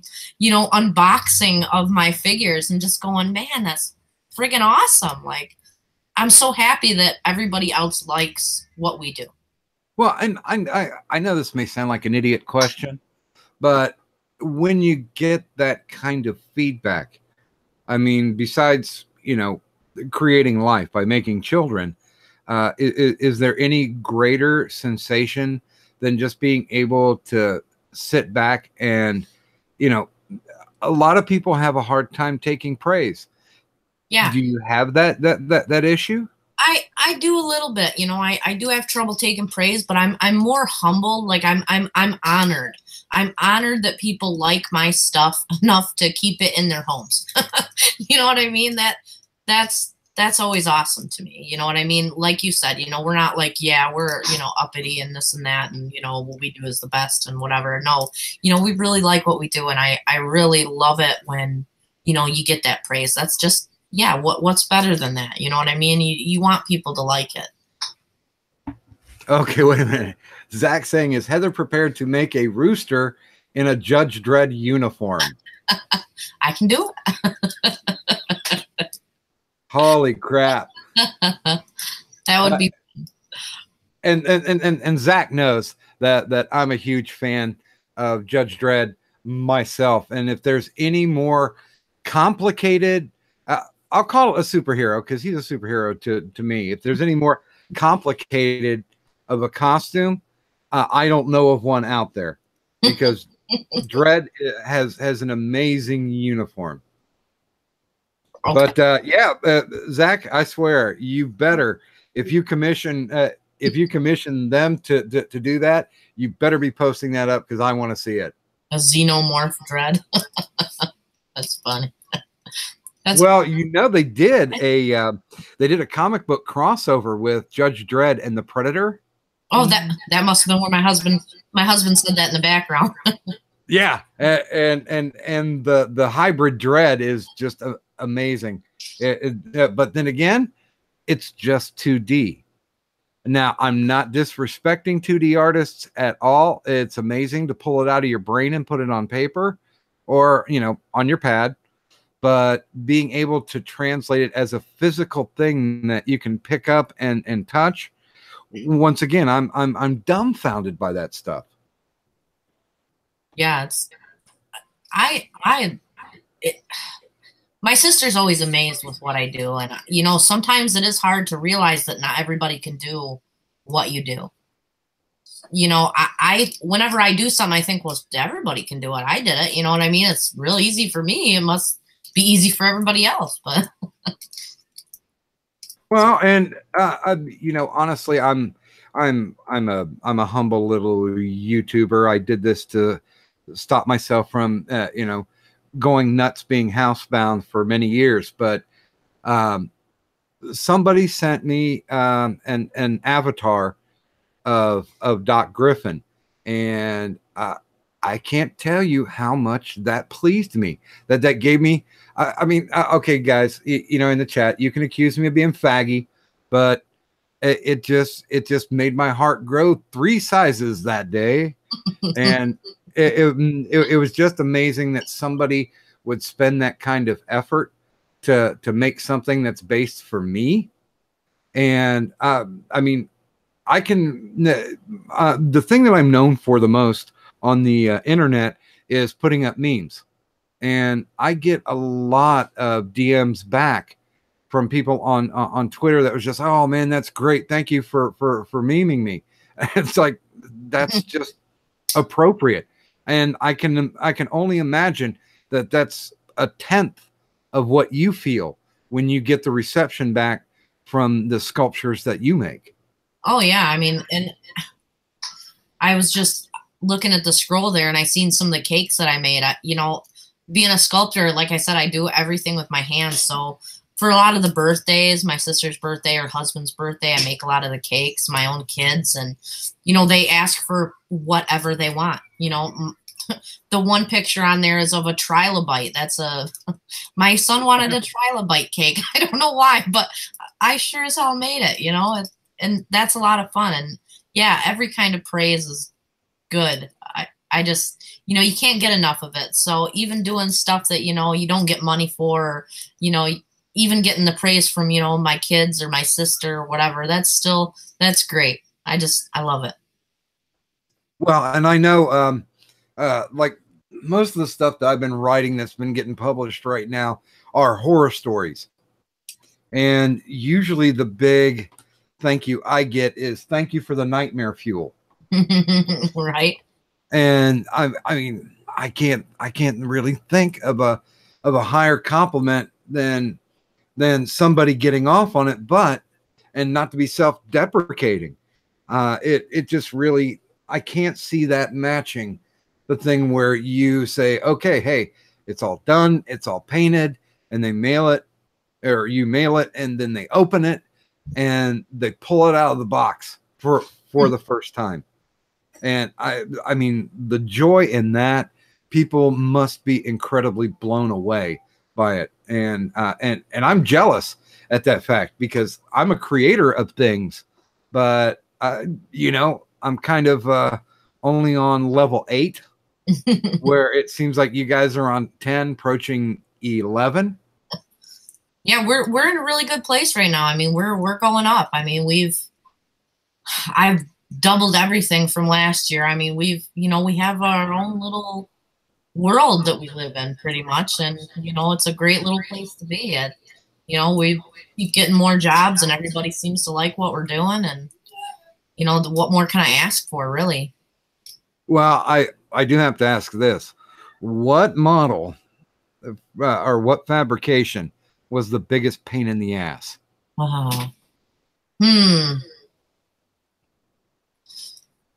Man, I would have to say it wasn't so much fabrication as it was the products that we're trying to use. We do 3D prints, we do sculpting with plastic, we do molds and casts, and molding and casting is a pain in the butt. I would say that gives me the most just torture, because you never know what you're going to pull out of that mold. My 3D printers, they break down sometimes, and we kind of know what's going to happen there. You walk into the room sometimes, and you got just plastic all over. It looks like a plastic party. They come off the spools sometimes, and things happen, but the resin is just awful to use. I wouldn't recommend it as a starter, because you do a lot of times you need pressure pots and other things that go along with it to get all the bubbles out and to keep it at the right temperature. So resin is probably one of the harder materials, liquid resin, than any other thing we work with. Your Honor, would you please direct the witness to answer the question?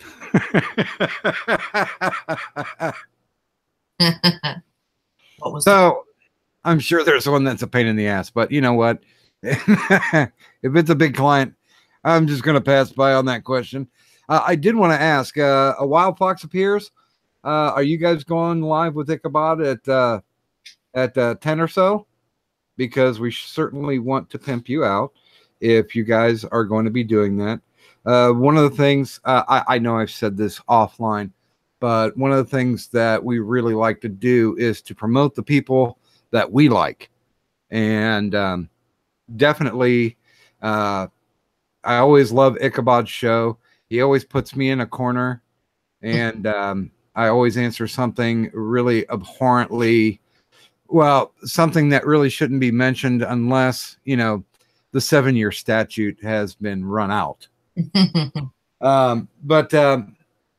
So you've got a lot of projects coming up. Is there anything that you can actually talk about that we can look forward to seeing coming up soon, either streaming or movie wise or television wise? Well, I can't talk about too much of that stuff. Like I said, we're working on a movie right now. We're working on 2 different series. We did, you know, they just wrapped up the Just Call Saul. So look for my goldfish. And, but yeah, we got new stuff coming out all the time. So, you know, basically just keep looking at our stuff. We do a lot of, we just did an Indoraptor from Jurassic Park. That's, or Jurassic World. That's going to come out pretty soon. We're getting it, printed right now. We have, I thought I saw a Velociraptor in the role. Yes, is there a Velociraptor in the role? Yeah, we do a lot of dinosaurs. My husband is all about the dinos for sure. So we definitely have a lot of sculpts, a lot of heads. We have a lot of different things to choose from. We have a lot of things to choose from. But yeah, we do new stuff all the time. So just keep checking. And I mean, there's just so much. Now, okay, I'm going to put this to both you and your silent partner. Yes. If you could create your own toy line, licenses are already taken care of. If you had your choice of what toy line you could resurrect that's already been out, what would you pick? Inhumanoids, hands down. Oh man, nice draw.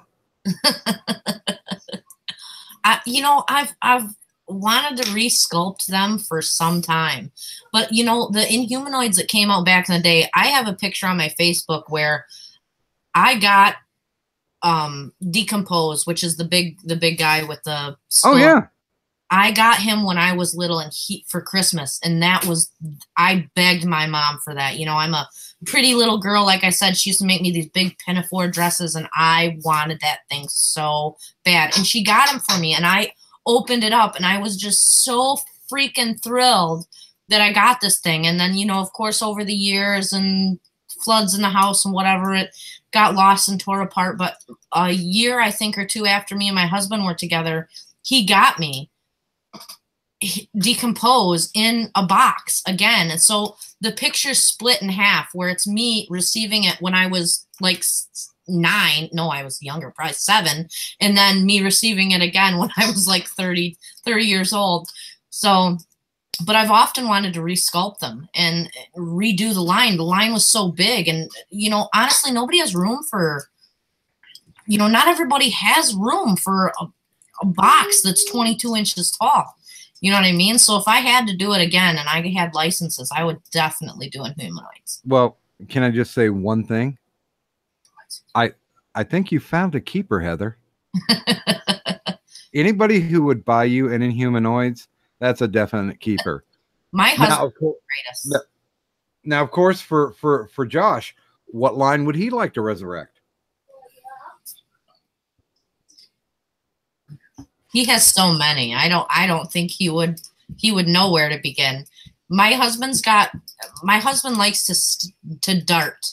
He likes to go from thing to thing to thing, which actually in our business is absolutely fantastic. Well, here's what I would suggest, because I've seen a lot of his art, and I think he could do a knockout job on it. Do you remember the Gargoyles series? Yes.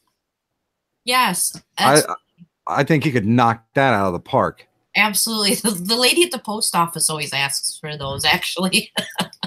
Oh, yeah? Yeah, my postman. Yeah, she does. Every time, because we go, we ship a lot of stuff. We're always at the post office. So I often have conversations with her, and she loves, her favorite one is the dog gargoyle thing. And she always asks us if we're going to make gargoyles. So, well, now if you're going to be politically correct, it's your female man. Yeah, you said that. Yes. There you go. Now, of course, you've got a lot of stuff in front of you. You've got a lot of stuff that's basically built your foundation. Oh, what is like one project? If they came to you, you drop everything and come running. If they asked you to do a specific project, it could be video games, it could be movies, it could be television, it could even be music-wise. Aliens, I think that would be. We would drop everything to do something with aliens for sure. Well, and I can say from the last movies that they've done, they certainly could use a redesign. We've actually, we actually did the two things that we liked. My husband actually redid, and it's actually in the scrolls of the chest burster and the Neo burster, it's called.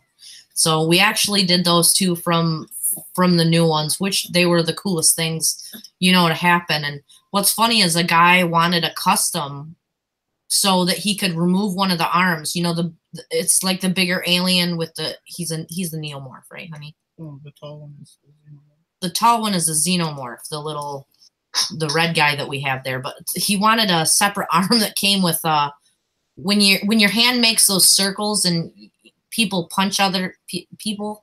I don't know what it's called, but he wanted the arm to do that. Gotcha. So we did. We made the gotcha. Yeah, that's what it's called. So we actually made the arms removable, and he can hook that up to there. I see it on the screen now, but it'll be 10 seconds. So he can actually remove that arm and put on the one with the gotcha symbol, so he can show his friends, oh, look at my alien, and so, and yeah, they actually tagged him on Facebook. He actually was watching the movie and has that in front of the TV. So that's pretty funny. Nice. So is there something that's deep within your psyche that you haven't done yet that you will be doing? I think that, the next thing that we're going to put out that we have sculpted and we wanted to do, we almost wanted to do our own horror boxes. We thought that would be a lot of fun, and we were going to start with Legend. Oh, I would love the darkness. Somebody asked about how do you feel about the direction of the Alien franchise is taken? I like it. I mean, I like that it's different. I don't want to see the same thing over and over. And that's what people get so pissed about is, that's not what I don't want to see the same thing. I like that it's taken a different turn, because I want something that I haven't seen before. You know what I mean? Something that I haven't thought of before, something that's new. And I think people take that for granted. They're so butthurt that, it's not the traditional Aliens that, the franchise. And people got so mad that they said, well, we're just not going to make it anymore. And, I feel bad because I really enjoyed the fact that it was different. So, well, honestly, my whole deal was, I think everybody was butthurt because if you're going to make a creature that makes the aliens, I think the founders were pretty shabby. Well, he wanted creation. He somebody created him and he wanted to be God. That's the whole point of the movie. He is a God in his own right. He made life. Well, I mean, the whole Jesus parable is there, but I honestly don't think Ridley had it figured out by the time they started shooting. I know for a fact that the script really wasn't finished, and it was in rewrites the whole time that they shot both movies. That has a lot to do with Fox too. Fox is a tricky monster. I mean, they were in rewrites a lot, but that's because of Fox. I mean, I don't think that's necessarily all on them, and because of the feedback that they were getting, they were almost afraid because they were getting bad feedback because people were saying, "Oh my God, that's not how it goes. That's not what I was supposed to be seeing." But I think you got to take it as open your eyes, and open your mind, and just kind of take in whatever's out there, and always get the best of everything. There's always an upside.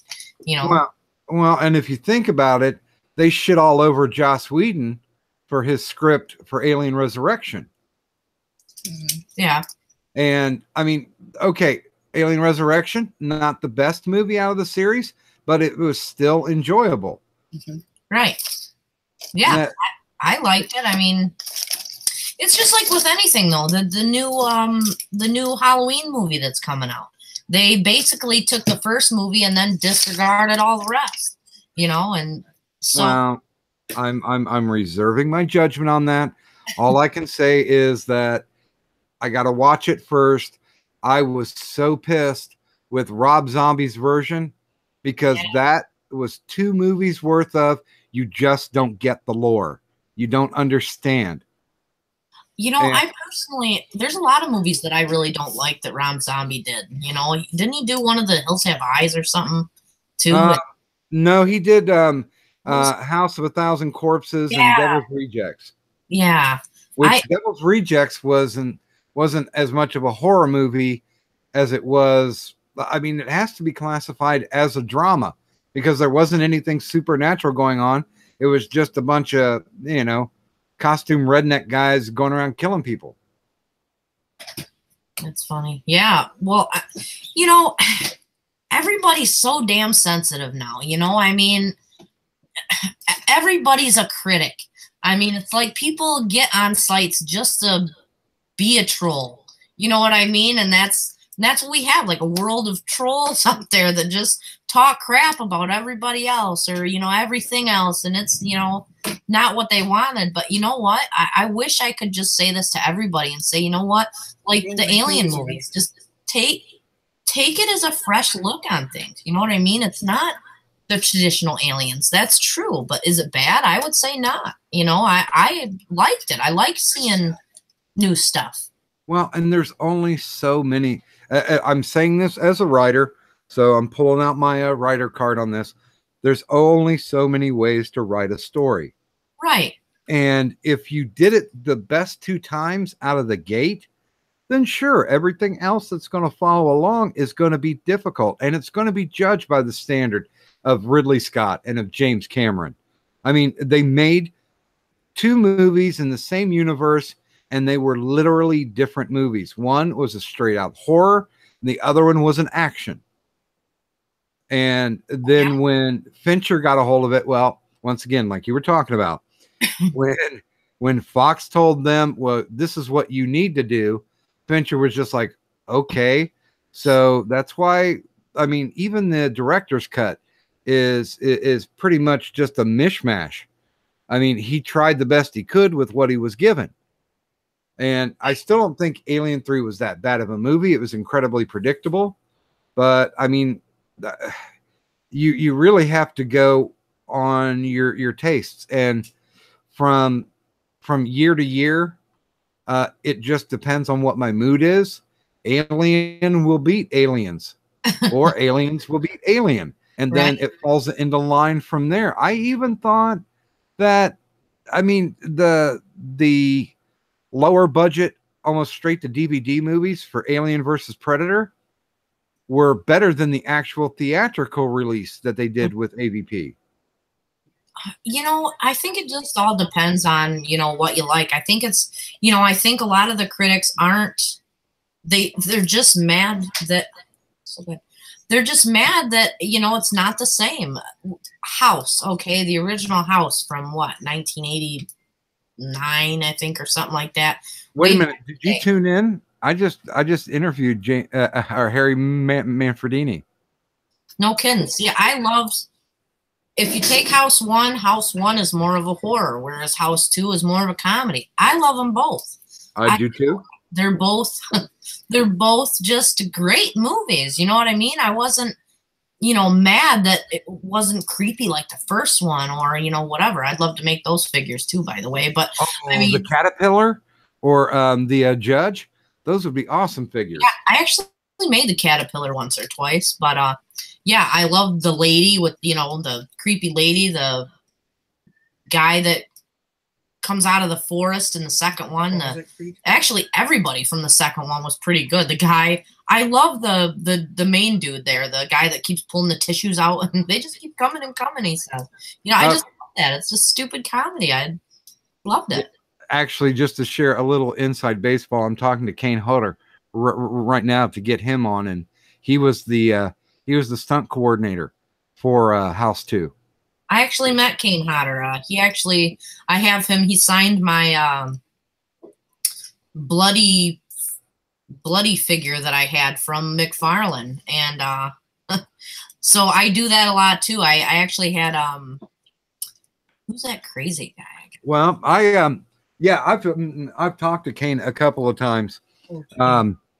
He's a really nice guy, and I think he's got a very, very interesting story. As a matter of fact, when he got booted off of doing the Friday the 13th series, I actually ended up talking to what's his name, Ken Kurtzinger, the guy who ended up taking over for Kane.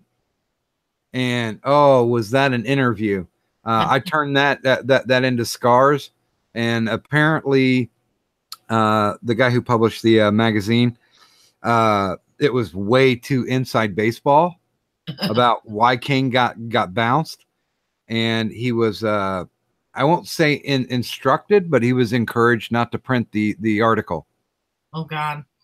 See, I've met a lot of people. I had Gary Busey sign my Predator 2 figure too. It was a lot of fun. He actually signed it, and he put like a heart on it. Cute. You know, he's just as crazy in person as you'd think. Heather, I actually interviewed him. No kidding. Yes, I did. And I wasn't supposed to be the guy who was interviewing him. And I know. I'm sorry, chat. You guys have heard this story before. I'll tell it real quick. He said he would do the interview for this horror show that no longer exists on it wasn't on YouTube. It was actually on the interwebs. But he said he would do the interview as long as it was only 30 minutes long, and he was not to discuss the ginger dead man. So what happens is I was on, honestly, just to be kind of like the Artie Lang to Howard Stern. You know, I'd throw out quips and one-liners and all that fun stuff. Right.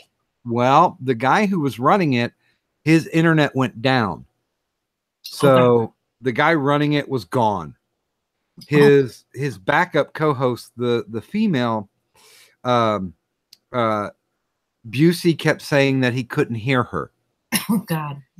So I jumped in with both feet and started interviewing him. Now, for the first 15 minutes, he was a total dick. Every time I would ask him something, he'd give me like a one-word answer or just mumble off about it. So I got pissed. After about 15 minutes, I said to the interview, as a matter of fact, he was almost there. He was over there. He was over for an hour. Jesus. And I had to cut the interview off. And I even asked him about Ginger Dead Man. I'm like, you know, you were such a dick to me.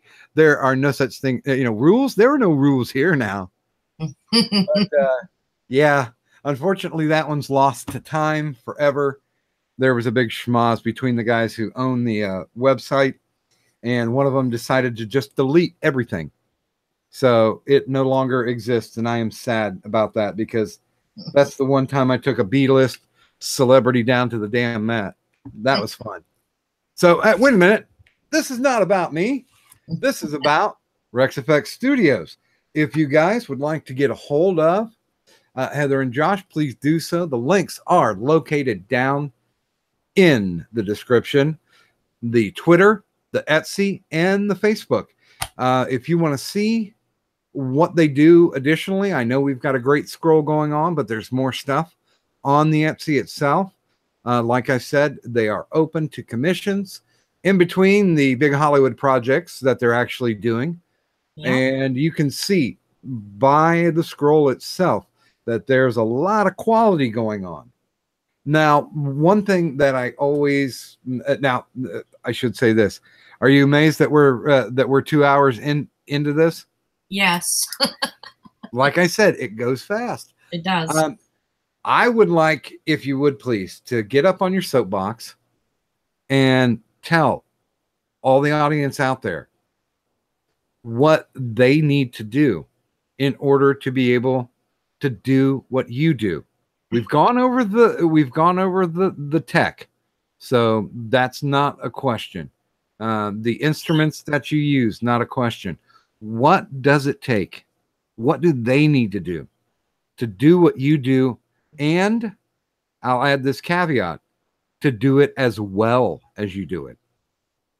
Well, you need experience. You know, if you don't have natural talent, I suggest, you know, going somewhere where you can learn how to do it. And just dedication, having fun. You know, you got to like what you do. And, I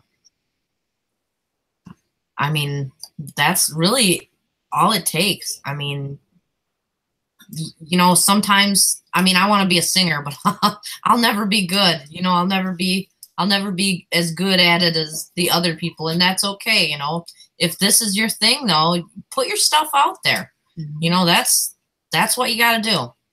Put it out there and see what people think. Well, and I think, I mean, we've done a few of these, and I used to have an old show about 10 years ago. If you guys can find it, go find it. Not going to give you any more than that, but we interviewed a lot of creative people, and you're echoing everything that every creative person that I've spoken with has said. It takes a little bit of talent. It takes a lot of bit of passion and dedication, and you literally have to put in the work. Because if you don't do it, then, you know, basically you have no one else to blame for your failures. When you fail, that only gives you the strength to succeed later on. And I mean, I cannot disagree with a single thing that you're saying, that all this beauty, all this wonder that you guys have been watching for the past 2 hours on the screen. This wasn't something that just puffed out of thin air. This was something that somebody put sweat to the brow to get it done. And it's beautiful work. And this may sound like fan service, but you have already seen the proof.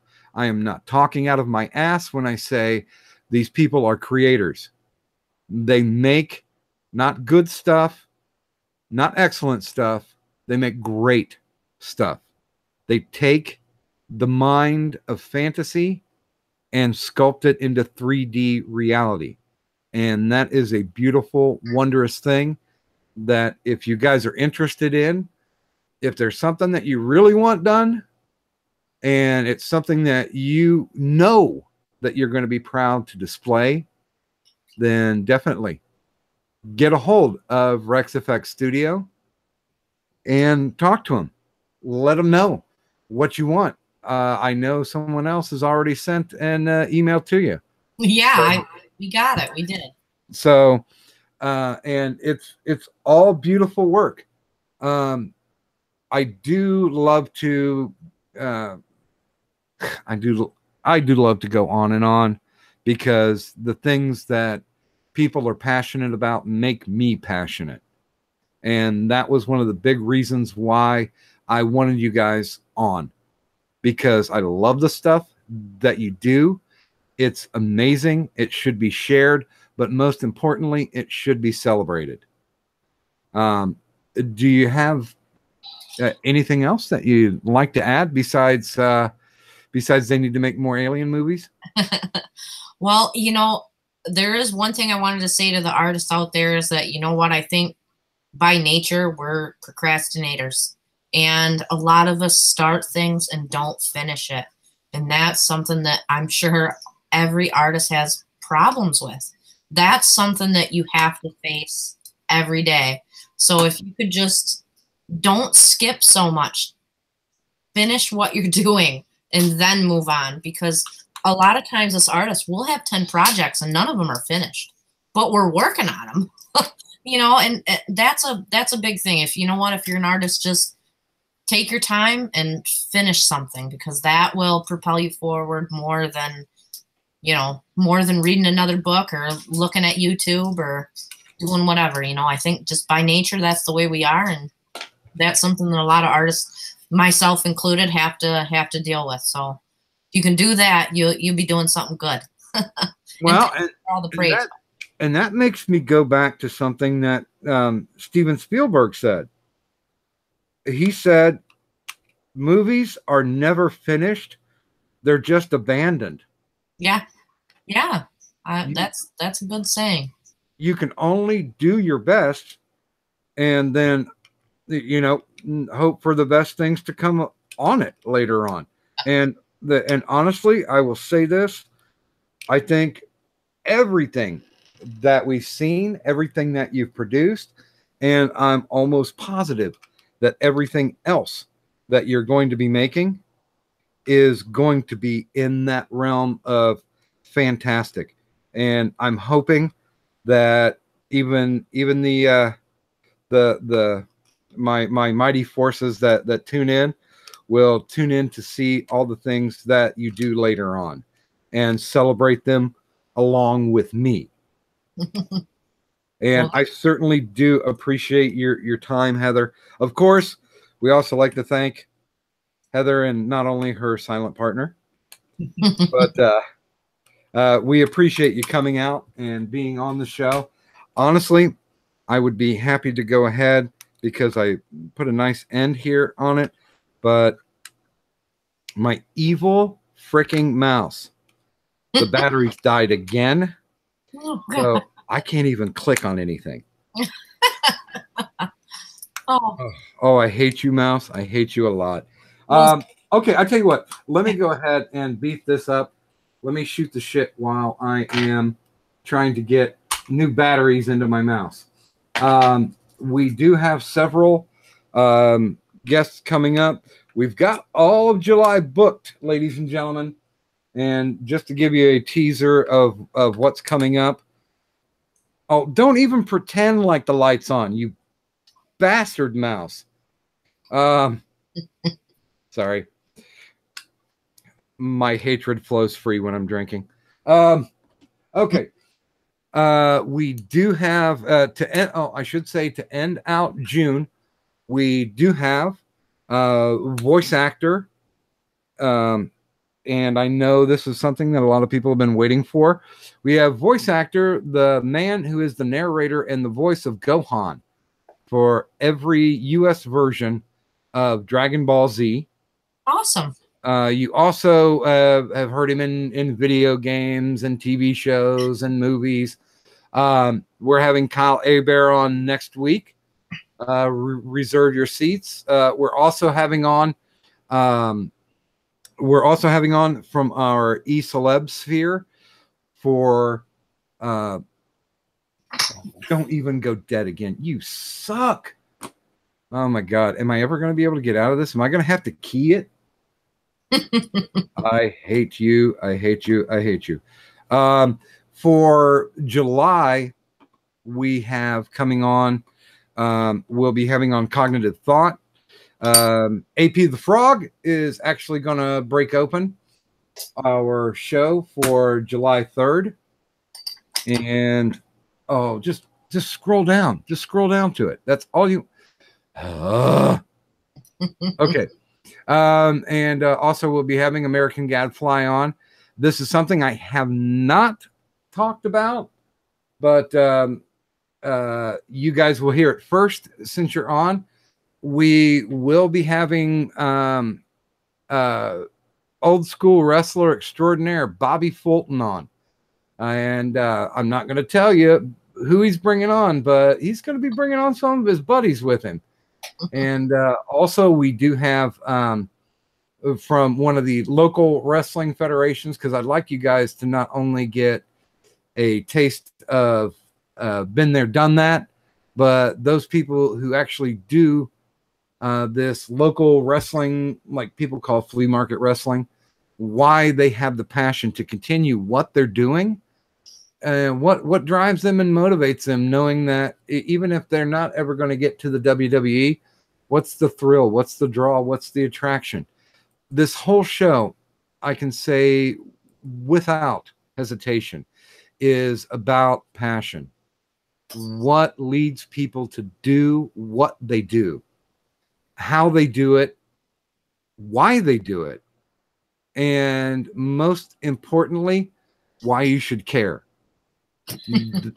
That's the strength of everything when it comes down to it. Because if you take a look at it, and sorry, spoiler alert, everybody that I interview, you're going to find out that the common thread that runs through everything is passion, dedication to what you do, and being able to promote yourself through your passion. And honestly, I really don't have much more to say to that. And I damn the people who actually made my mouse. I hope they rot in hell. But I would like to thank Lynn Reinhardt from RexFX Studios for coming out tonight, sharing a little time with us, and some amazing skill and ability. Once again, this is DocGriffon saying thank you very much for coming out. And if you really need a cure, then stop back next week when we talk with Kyle Abear. Until then, everyone, have a wonderful evening. Good night.